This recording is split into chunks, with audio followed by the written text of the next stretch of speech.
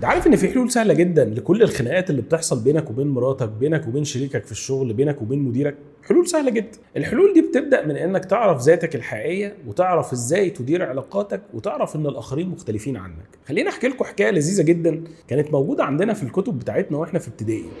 كان في حكايه زمان بتقول انه في ارنب بيصحى كل يوم الصبح يروح لمامته يقول لها انا عايز اكل، تاكله خس وجزر. الارنب ده زهق، قرر انه مفيش خس وجزر بعد النهارده، فطلع في الغابه كده يمشي، فراح للاسد قدم له لحمه، قال له لا ما باكلش لحمه. راح للقطه قدمت له سمك، قال لها لا ما باكلش سمك. لف على كل حيوانات الغابه، وفي الاخر رجع لماما مدلدل ودانه وكل خس وجزر. القصه دي الهدف منها ايه؟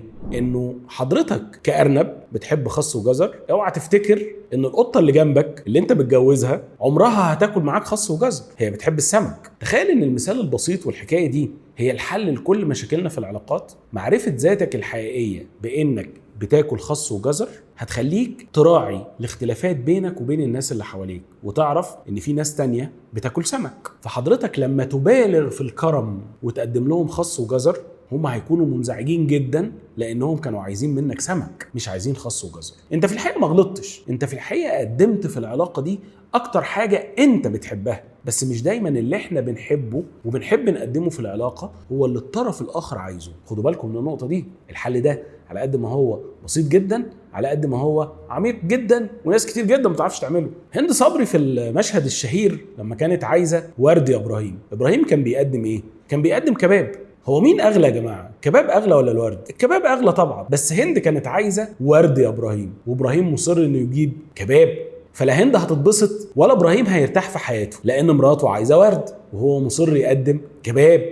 اللغه دي لو قدرنا نوصل فيها الحل هنحل مشاكل كتيره جدا جدا جدا جدا بيننا وبين ازواجنا، وبيننا وبين اولادنا، وبيننا وبين شركائنا في العمل. مهم جدا نبقى عارفين التفضيلات اللي كل واحد في العلاقه عايزها. كتير من قصص الزواج بتنتهي نهايات للاسف حزينه جدا بسبب ان الاثنين كل واحد فيهم مصر انه يقدم في العلاقه اللي يرضيه هو، مش اللي يرضي الطرف الاخر. على فكره مش معنى ان انت بتحب الكباب وهي بتحب الورد ان انتوا الاثنين هتعيشوا بالورد او هتعيشوا بالكباب. لا، احنا هنحط الكباب على الترابيزه ونحط معاه وردتين في الفازه. انا هتبسط بالكباب وهي هتتبسط بالورد، والحياه هتستمر. الحياه ما بتستمرش بوجهه نظر واحده. واحده من اهم الحلول للمشاكل في العلاقات، سواء علاقات عمل او علاقات بين زوج وزوجه، هو ان احنا كلنا نوقف توقعات ونقول اللي احنا عايزينه. في كارثه يا جماعه بتحصل في العلاقات باننا دايما متوقعين ان الطرف الاخر عايز. دايما في كارثه ان احنا نبقى متوقعين ان الطرف الاخر عارف احنا عايزين ايه، رغم ان دي مش حقيقه.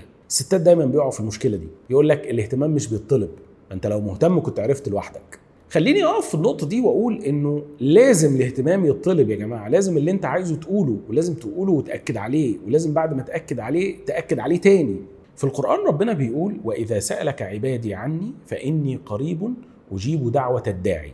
بس ربنا ما وقفش، ربنا كمل الآية وقال إذا دعاني. يعني يا رب لو الشخص ما دعاكش مش هتستجيب ليه؟ أيوه هيستجيب ليه إزاي؟ هو ما طلبش حاجة أصلا. بالرغم من إن ربنا عارف كل اللي في قلوبنا وكل اللي في نفوسنا وكل اللي إحنا عايزينه، إلا إنه قال اللي عايز حاجة مني يا جماعة يطلب، عشان أنا اللي هيطلب مني هديله، واللي مش هيطلب خلاص ما هو مش هياخد حاجة.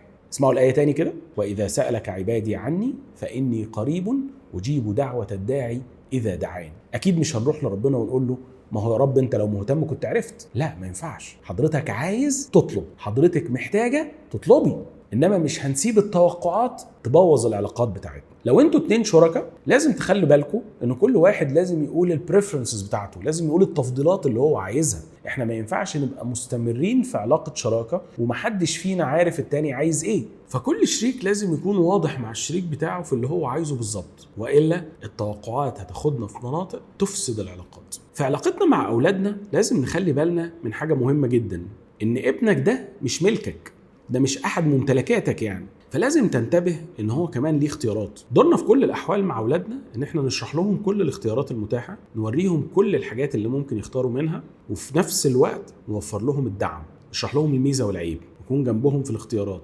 نأمن لهم اختياراتهم، نساعدهم قدر الامكان. بس عمر ما هيكون دورنا ان احنا نختار مكانهم. فدورك مع اولادك دايما انك توفر لهم البيئه المناسبه لانهم يختاروا فيها بامان. ده دورك الحقيقي. لو في خلطة نجاح للعلاقات فهي ان احنا دايما هنتقابل في منطقة ترضي الجميع، منطقة تسعدني وتسعدك، ترضيني وترضيك. طبق ده على كل علاقاتك في الشغل، على علاقاتك في بيتك وعلاقتك مع اولادك وزوجتك. كل الحاجات دي الوصول لمنطقة مشتركة هو ده اللي هيخليك دايما في علاقات متزنة، علاقات مريحة، سواء العلاقات دي في الشغل، في علاقاتك الأسرية، او حتى مع اولادك. في الكومنتات اكتب لنا ايه اكتر علاقة كانت مزعجة في حياتك، ومن وجهة نظرك كان ايه السبب في انها مزعجة.